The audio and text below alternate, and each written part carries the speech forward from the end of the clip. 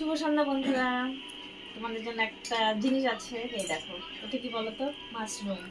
তোমার দাদাভাই কালিম্পংয়ে গিয়েছিল, ও মাঝে মধ্যে বাইরে যায়। আর এটা আমার সত্যি খুব ভালো লাগে খেতে।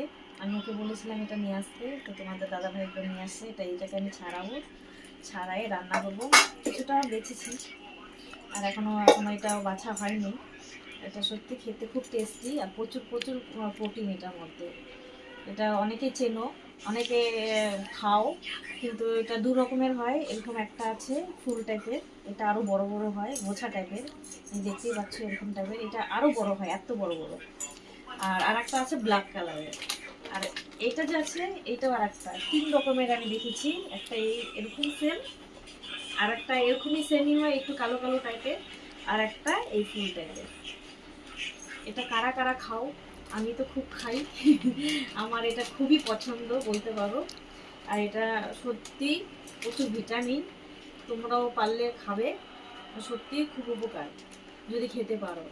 অনেকে খাও এটা জানি, তো আমার এটা খুবই ভালো লাগে।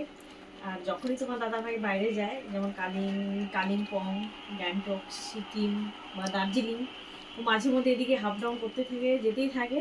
আর আমি বলি তখন নিয়ে আসতে, তো আমার জন্য নিয়ে আসে এগুলো। তো কেমন লাগে তোমাদের অবশ্যই কমেন্ট করে জানাবে।